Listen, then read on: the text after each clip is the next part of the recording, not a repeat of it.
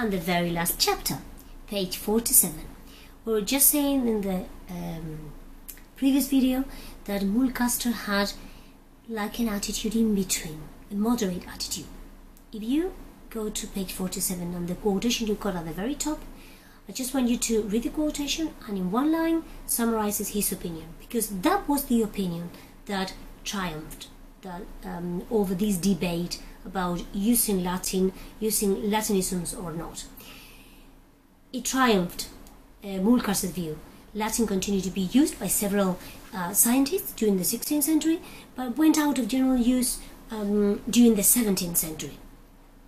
Today we find amusing that people could object at that time that words like discretion, exaggerate, expect, industrial scheme, that they were Inghort terms, and they were. They appeared for the first time in English between 1530 and the 1600, and if we compare these words with words like effodicate, contund, exinanite, synthesis, transsumptive,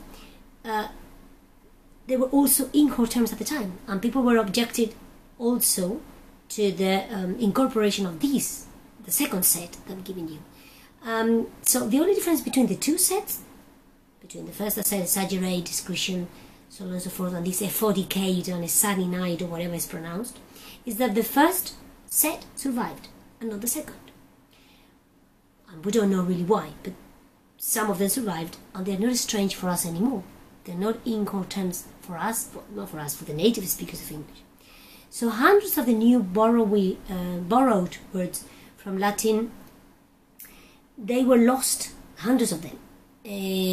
Some of them lingered for a century and they were lost in the end, but some remained, most of them remained, and they alter permanently the texture of English, and that's been the result of this copia verborum, that it was the leitmotif of early modern English.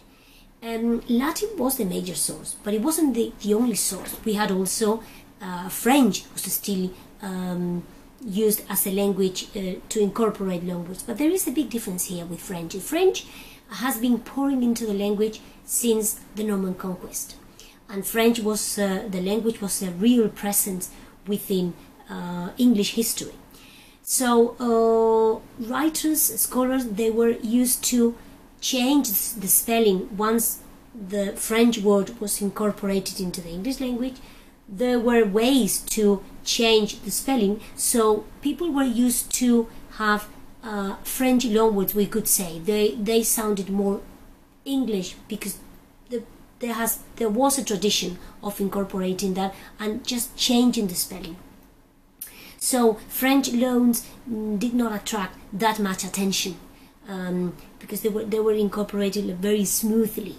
But however, other languages like Italian and Spanish, they also brought words into the language. There were English travelers that they were living for a time in Italy, for example, and they brought new words, especially in the art field, like cupola, piazza, cameo, portico, or Spanish words like bravado, desperado, picadillo. Now, people ridiculed those that were using these loanwords. However, they did not mock the French loanwords because they didn't sound so foreign. Now, what I want you to do, just the final thing I want you to do for Thursday is try to find two Spanish loanwords taken or incorporated into early modern English, and two Italian ones, different from the ones that are on page 47, and try to see if they are still used today in modern English. And thank you so much. I'll see you on Thursday, and I hope you've just ticked all the mistakes that I've made. I mean conscious mistakes, because obviously I will have lots of unconscious mistakes. Thank you so much. Bye.